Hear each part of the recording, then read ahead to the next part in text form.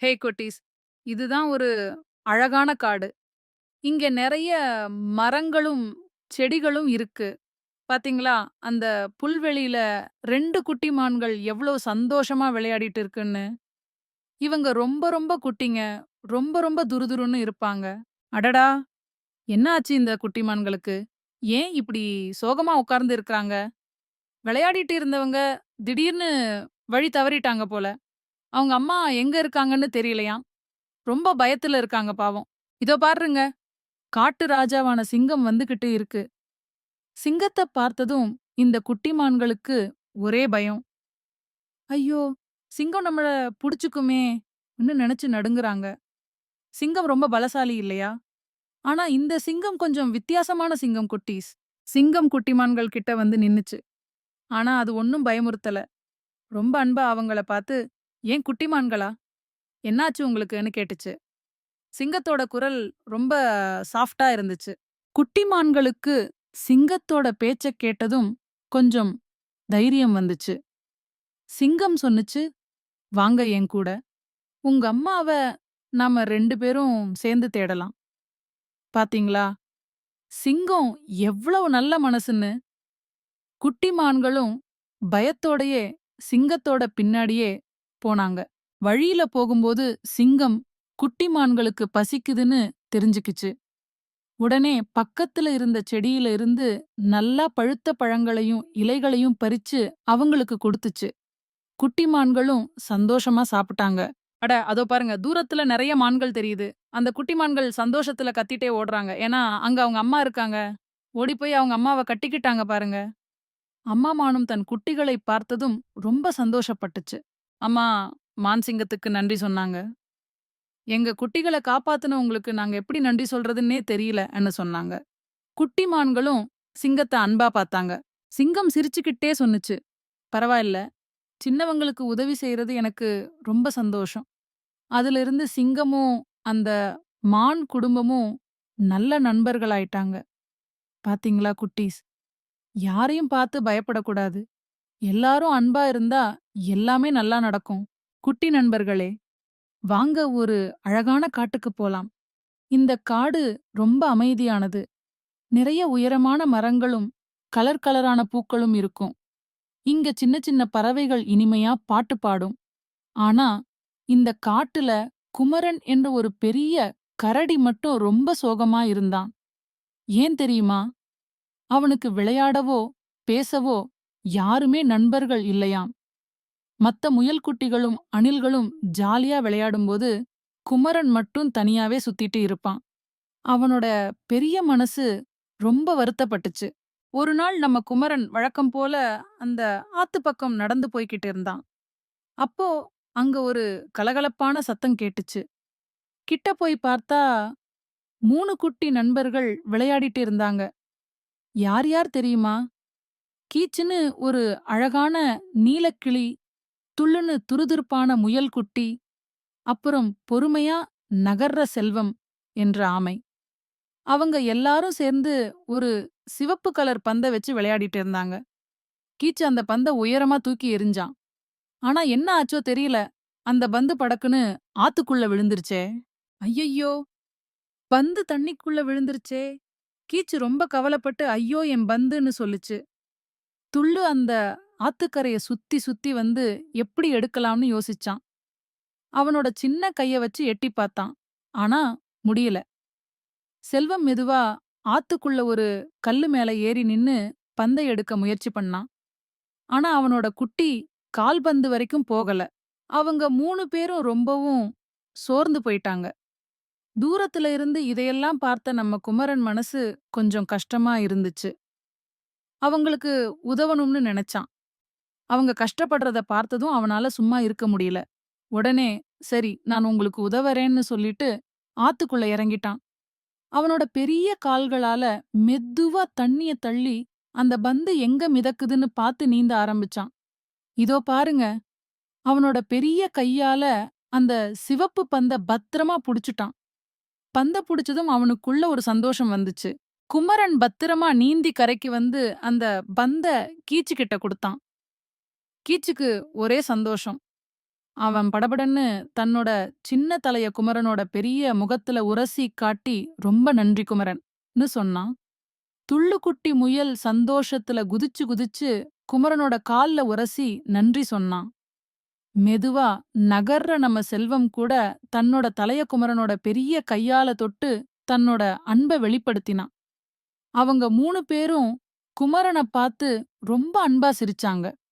அந்த நிமிஷத்துல தான் அவங்களுடைய நட்பு ஆரம்பமாச்சு. அதுக்கப்புறம் என்ன நடந்துச்சு தெரியுமா குட்டீஸு? நம்ம குமரன் அந்த 3 நண்பர்களோட தினமும் விளையாட ஆரம்பிச்சுட்டான். அவனோட தனிமை போயிடுச்சு. கீச்சுவோட வேகமும், துள்ளுவோட துடிப்பும், செல்வத்தோட பொறுமையும் குமரனுக்கு ரொம்ப பிடிச்சிருந்துச்சு. அதே மாதிரி குமரனோட பலமும், தைரியமும் அந்த சின்ன நண்பர்களுக்கு ரொம்ப உதவியா இருந்துச்சு. அவங்க எல்லாரும் சேர்ந்து காட்டுல ஓடி ஆடி விளையாடினாங்க. ஒருத்தருக்கொருத்தர் உதவி செஞ்சாங்க. அவங்களுடைய சந்தோஷமான சிரிப்பொலி காடு முழுக்க கேட்டுச்சு. யாராவது உதவி கேட்டா உடனே ஓடிப்போய் உதவி செய்வாங்க. இப்ப அவங்க ஒருத்தர ஒருத்தர் பிரிக்கவே முடியாத நல்ல நண்பர்கள் ஆகிட்டாங்க. இந்த கதையில இருந்து நாம என்ன தெரிஞ்சுக்கிட்டோம்? உதவி செய்யறதுனால எவ்வளவு நல்ல நட்பு கிடைக்கும்னு பார்த்தீங்களா? நண்பர்கள் இருந்தா வாழ்க்கை எப்பவும் சந்தோஷமா இருக்கும். ஒரு பெரிய காட்டில் ஒரு குட்டி அணில் ரொம்ப சந்தோஷமா வாழ்ந்து வந்தது. அது மரக்கிளைகளில் ஏறி இறங்கி விளையாடும், இனிமையான பாட்டு பாடும், சுவையான கொட்டைகளை தேடி தேடி சாப்பிடும். ஒரு நாள் வானம் கருத்துச்சு, மழை கொட்ட ஆரம்பிச்சுது. குளிரு தாங்க முடியல. குட்டி அணிலுக்கு ரொம்ப பயமா ஆயிடுச்சு. எங்க போறதுன்னு தெரியாம நடுங்கி போச்சு. குட்டி அணில் மெதுவா ஒரு மரப்பொந்துக்குள்ள எட்டி பார்த்தது. அங்க ஒரு பெரிய அணில் கொட்டைகளை சாப்பிட்டுட்டு இருந்துச்சு. குட்டி அணில் தயங்கி தயங்கி, "பெரிய அணில் அண்ணா, எனக்கு கொஞ்சம் இடம் கொடுங்க, வெளியில மழை ரொம்ப பலமா பெய்யுதுன்னு" கேட்டுச்சு.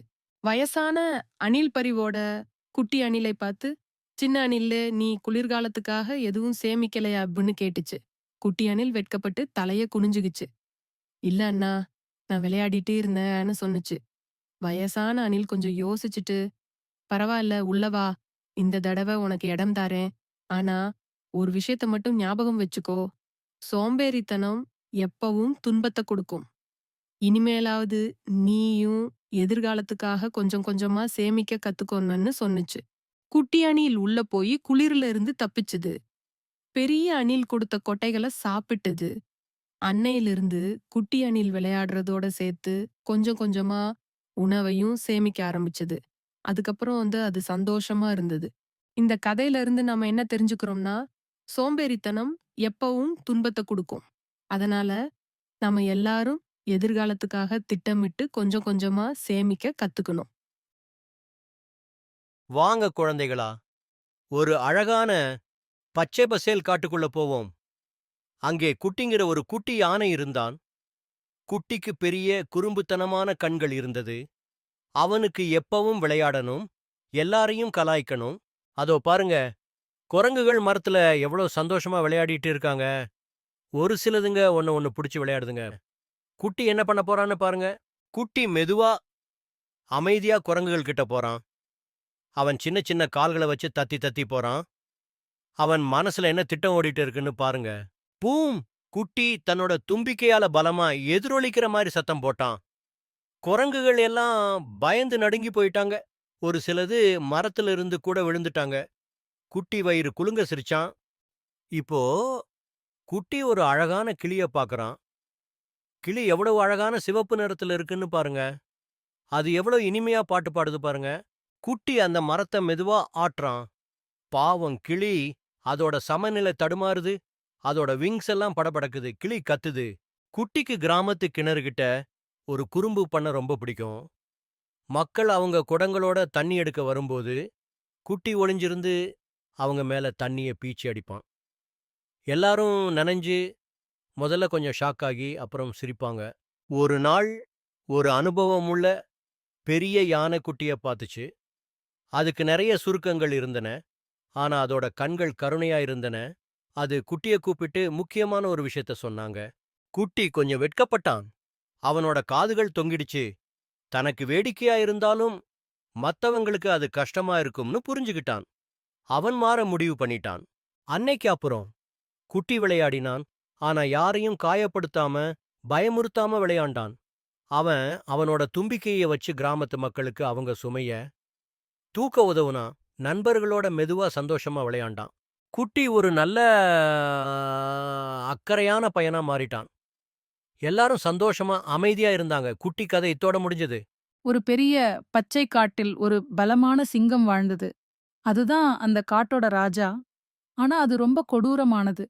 அது கர்ஜனை செஞ்சு வேட்டையாடுறதுன்னா அதுக்கு ரொம்ப பிடிக்கும். மத்த எல்லா விலங்குகளும் அதப் பார்த்து ரொம்ப பயந்தாங்க. தினமும் சிங்கம் நிறைய விலங்குகளை வேட்டையாடும். அதுக்கு அவ்ளோ பசி இல்லாட்டியும் கூட, ஐயோ! இதனால எல்லா விலங்குகளும் ரொம்ப கவலையா இருந்தாங்க. விலங்குகள் ஒரு பெரிய கூட்டம் போட்டாங்க.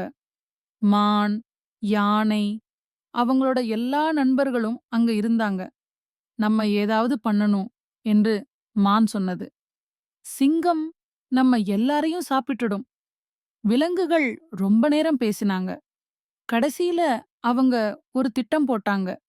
அது கொஞ்சம் ஆபத்தானதா இருந்தாலும் அது வேலை செய்யும்னு நம்புனாங்க. தைரியமான விலங்குகள் சிங்கத்தை பார்க்க போனாங்க. சிங்கம் தன்னோட பெரிய மஞ்சள் கண்ணால அவங்கள பார்த்தது. விலங்குகள் நடுங்கினாங்க. ஆனாலும் தெளிவா பேசினாங்க. ஓ, ராஜசிங்கமே!